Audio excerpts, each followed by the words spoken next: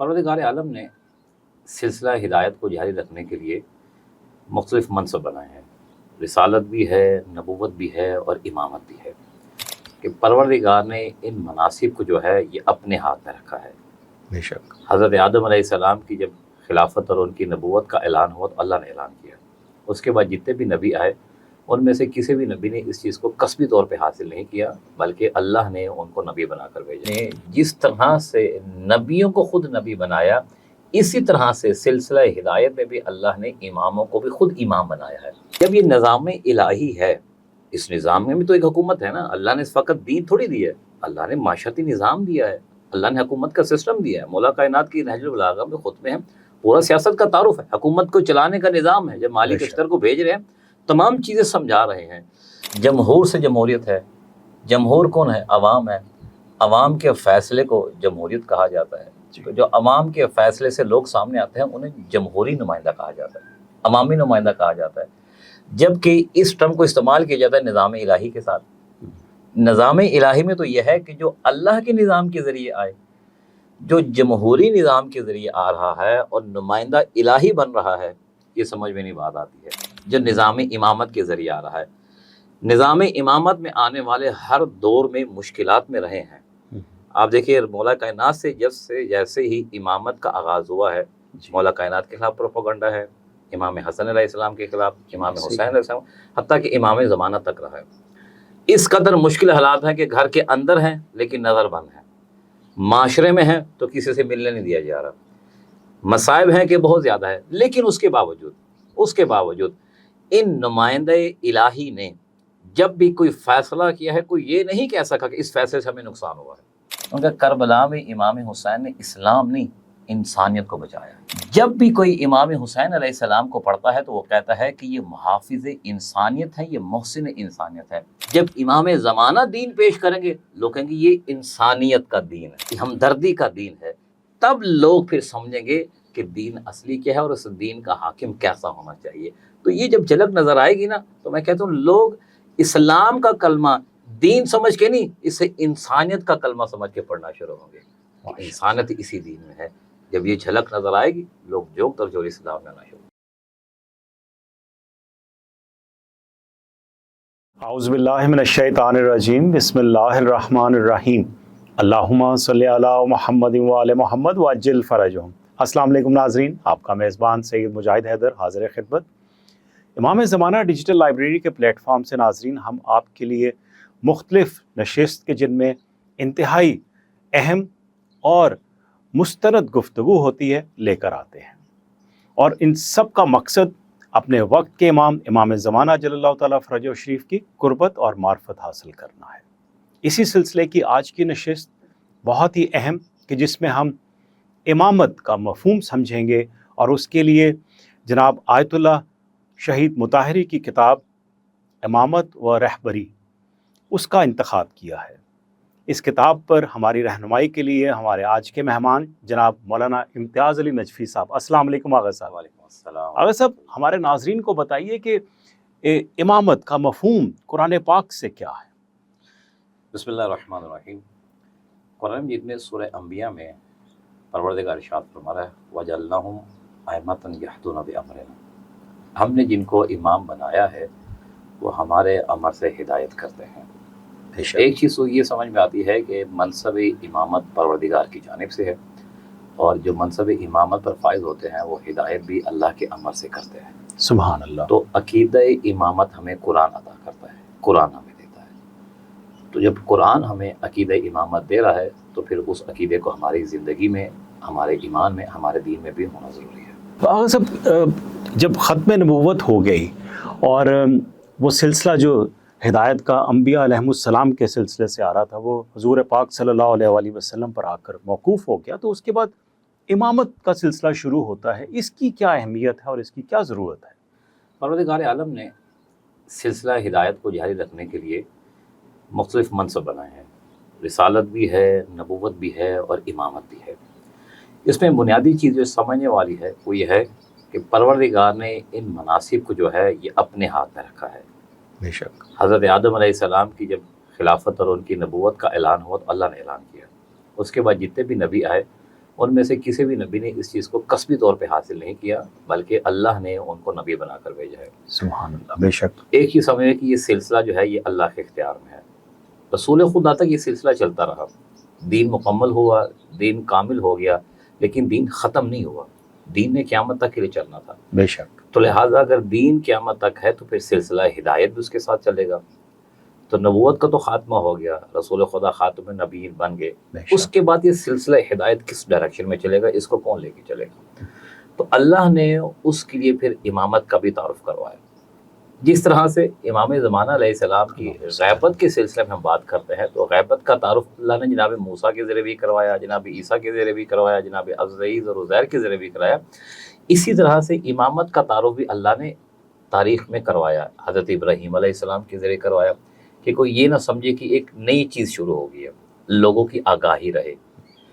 رسول خدا کے بعد اب امامت کے سلسلے کو اللہ نے جاری کیا تاکہ ہدایت کا سلسلہ بند نہ ہو۔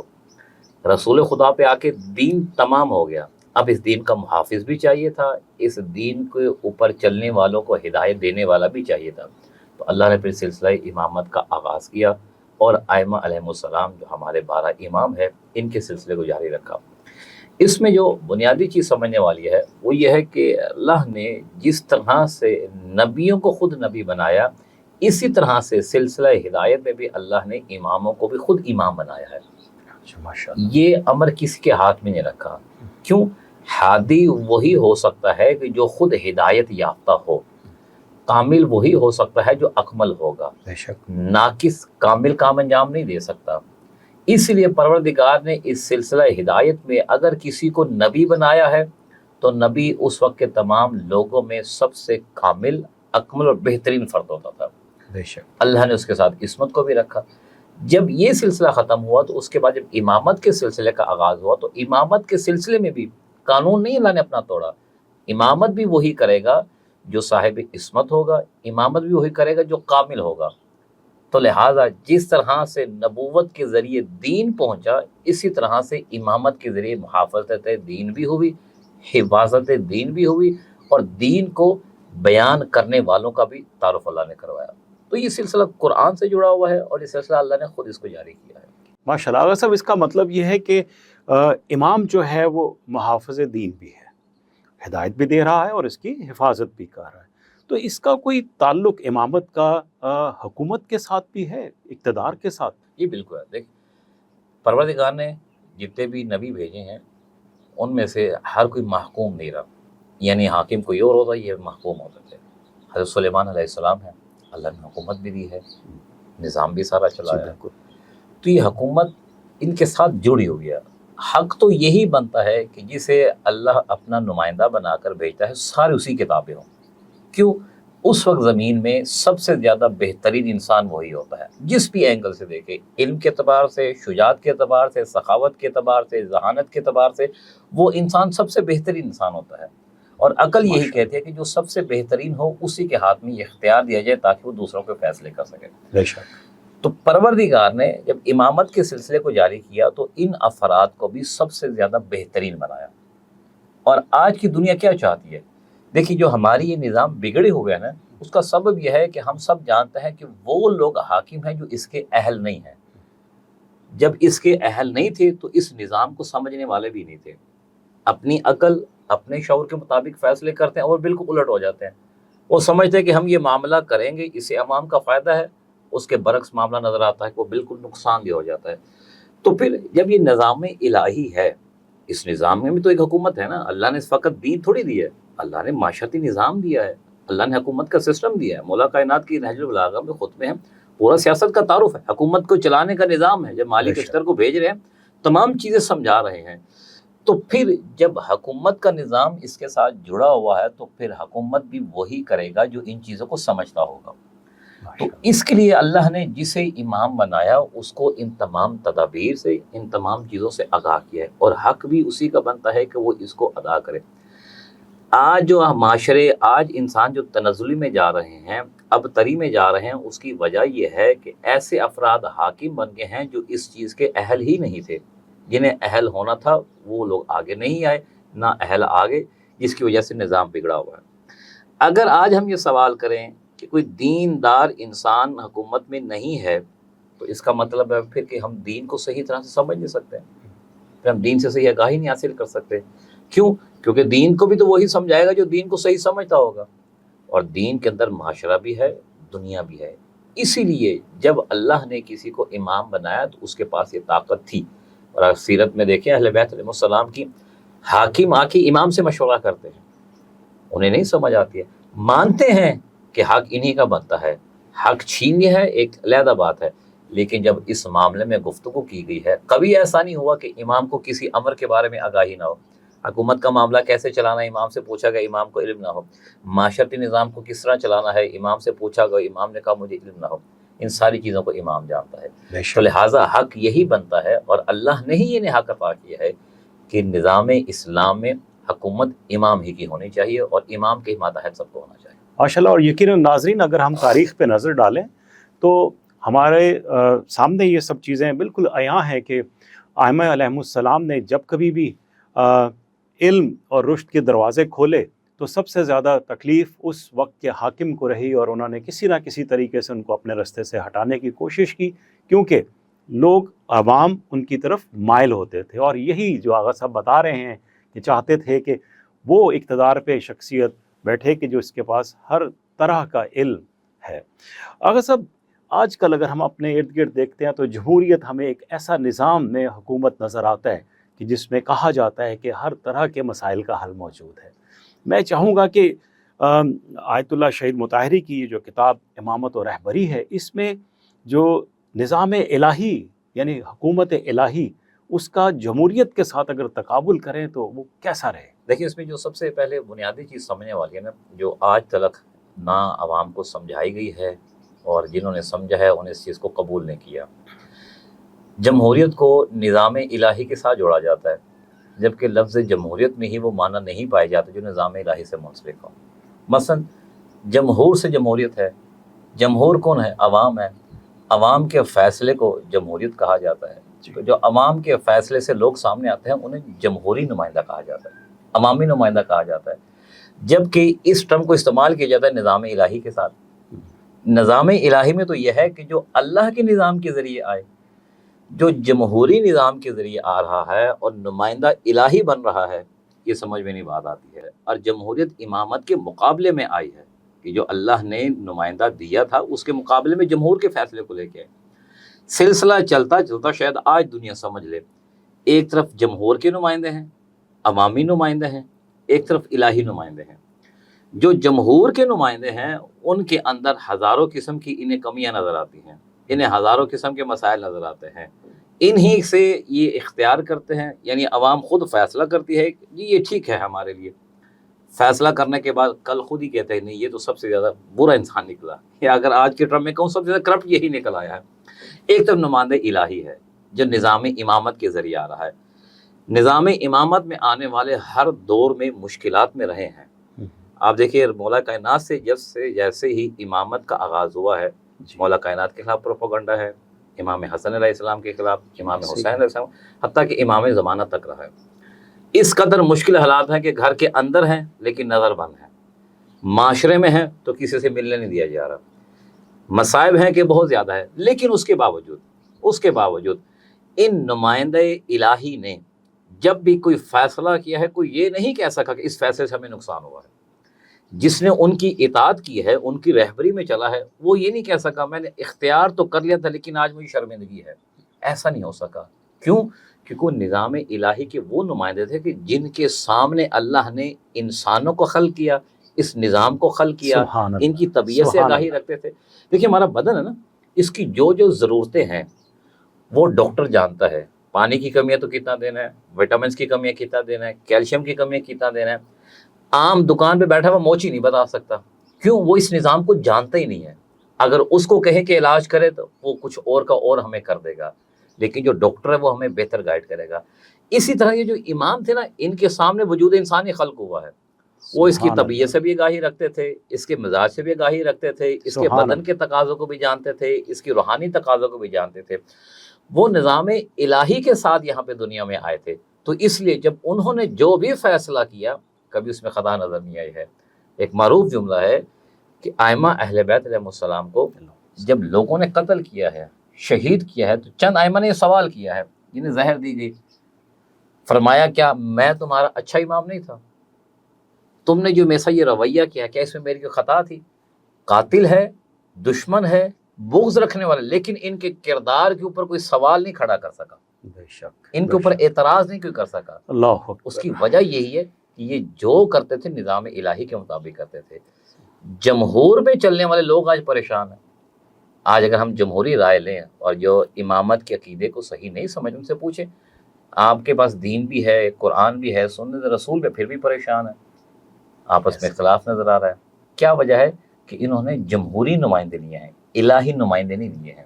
جہاں پہ نمائندہ الہی ہے وہاں پہ اختلاف نہیں ہے۔ ماشاءاللہ۔ اگر صاحب میں اسی تمہید میں آپ سے پوچھنا چاہوں گا کہ انشاءاللہ اللہ پاک کو وقت جلد لے کے آئے کہ جب الہی نظام کا نفاذ اس پوری کائنات پہ ہوگا اور امام زمانہ جل اللہ تعالیٰ فرجہ شریف اس دنیا میں ظاہراً حکومت کریں گے، تو میں چاہوں گا کہ تھوڑی سی خصوصیات اس الہی نظام کی ہمارے ناظرین کو ضرور بتائیں گے۔ اس کی میں ایک جھلک آپ کو دکھانا چاہوں گا کہ ہمارا ایک نعرہ ہے، ہماری درسگاہ ہے کربلا۔ بے شک۔ کربلا میں ہر انسان جس انداز میں دیکھتا ہے اسے اسی ڈائریکشن میں اس کی معلومات ملنا شروع ہوتی ہے، اس کو وہی چیز ملتی ہے۔ بے شک۔ عام طور پر لوگوں کے ذہنوں میں جو کربلا ہے وہ دو، ایک جنگ ہے، ایک حق ہے، ایک باطل ہے۔ جو اس ڈائریکشن سے دیکھتا ہے اس کو صرف حق و باطل نظر آتا ہے، لیکن جو انسان اپنی سوچ کو تھوڑا سا بلند کرتا ہے نا، تو اسے کربلا میں ایک چیز اور بھی نظر آتی ہے۔ ہمیں بتایا گیا کربلا میں ایک طرف مسلمان ہیں، وہ بھی نماز پڑھتے ہیں، امام حسین کے لشکر والے بھی نماز پڑھے ہیں، دوسرے ہیں وہ بھی روزے دار ہیں، ادھر بھی روزے دار ہیں، ادھر بھی حاجی ہیں، ادھر بھی حاجی ہیں۔ اچھا، مسلمانوں کی جنگ ہے، لیکن اس سے ہٹ کے اگر ہم کسی اور سے پوچھیں نا کہ آپ کربلا میں کیا دیکھتے ہیں، جو غیر مسلم ہیں، تو انہوں نے ایک چیز بیان کی، انہوں نے کہا کربلا میں امام حسین نے اسلام نہیں انسانیت کو بچایا۔ بے شک۔ ایک نعرہ بلند ہوتا ہے کہ امام حسین نے انسانیت کو بچایا۔ انسانیت میں کیا ہے؟ اقدار، عزت، توقیر، حقوق، رحم دلی، محافظت، سکون، یہ ساری چیزیں انسانیت میں نظر آتی ہیں۔ امام حسین علیہ السلام کے اس چند گھنٹے کے عمل نے دنیا کو سمجھنے پہ مجبور کر دیا کہ یہ جنگ نہیں، یہ انسانیت کا دفاع ہے۔ اور وہاں پہ لوگ جب پڑھتے ہیں تو وہاں پہ امام حسین کو اسلامی ہیرو نہیں، انسانی ہیرو سمجھتے ہیں۔ بے شک۔ کہ امام حسین انسانی ہیرو ہیں۔ جب بھی کوئی امام حسین علیہ السلام کو پڑھتا ہے تو وہ کہتا ہے کہ یہ محافظ انسانیت ہے، یہ محسن انسانیت ہے۔ یہ ایک جھلک تھی جو امام نے دکھائی ہے۔ جب امام زمانہ علیہ السلام آئیں گے نا، تو امام زمانہ علیہ السلام وہی دین جو امام حسین نے کربلا میں پیش کیا نا، کہ جس دین میں امامت ہے وہ دین کیا ہے، جہاں پہ امامت نہیں ہے وہ دین کیا ہے؟ نماز ہے، روزے ہیں، ساری چیزیں ہیں، فقط امامت نہیں ہے، قاتل بن کے نظر آ رہے ہیں۔ ادھر امامت ہے تو محسن انسانیت بن کے نظر آ رہے ہیں۔ اسی طرح جب امام زمانہ علیہ السلام آئیں گے تو اس دین کا حقیقی چہرہ لوگوں کے سامنے جب پیش کریں گے، لوگوں کو نظر آئے گا دین میں فقط گردن کاٹنا نہیں ہے، دین میں بم بلسٹ کرنا نہیں ہے، دین میں گھروں میں گھس جانا نہیں ہے، دین میں عام لوگوں کو مارنا یہ دین نہیں ہے۔ جب امام زمانہ دین پیش کریں گے لوگ کہیں گے یہ انسانیت کا دین ہے، اللہ اکبر، یہ ہمدردی کا دین ہے۔ تب لوگ پھر سمجھیں گے کہ دین اصلی کیا ہے اور اس دین کا حاکم کیسا ہونا چاہیے۔ تو یہ جب جھلک نظر آئے گی نا تو میں کہتا ہوں لوگ اسلام کا کلمہ دین سمجھ کے نہیں، اسے انسانیت کا کلمہ سمجھ کے پڑھنا شروع ہوں گے کہ انسانیت اسی دین میں ہے۔ جب یہ جھلک نظر آئے گی لوگ جوک در جوڑ اسلام میں آنا شروع ہوں گے۔ ماشاءاللہ۔ اور یقیناً وہ الہی نظام جب اپنی پوری آب و تاب کے ساتھ اس کائنات پر نافذ ہوگا امام زمانہ جل اللہ تعالیٰ فرجہ شریف کے سلسلے میں، تو یقیناً جو مومنین اس وقت حیات ہوں گے وہ یہ خواہش کریں گے کہ کاش ہمارے باقی کے بھائی بھی ہوتے اور وہ دیکھتے کہ آج عدل و انصاف اور مساوات کا کیا نظام، کیا خوبصورت نظام چل رہا ہے۔ ناظرین، میں انتہائی مشکور ہوں مولانا امتیاز علی نجفی صاحب کا کہ آپ نے اس مختصر وقت میں سیر حاصل مفہوم ہمیں سکھایا امامت کا قرآن پاک سے، اہل بیت علیہ السلام کی تعلیمات سے، اور میں مشکور ناظرین آپ کی سماعتوں کا بھی، اور اس دعا کے ساتھ کہ اللہ تعالیٰ مجھے، آپ کو، ہم سب کو اپنے وقت کے امام زمانہ جل اللہ تعالیٰ فرجہ شریف کے مددگاروں، جان نثاروں میں شامل کرے۔ آپ سے اجازت چاہوں گا۔ والسلام علیکم ورحمۃ اللہ وبرکاتہ۔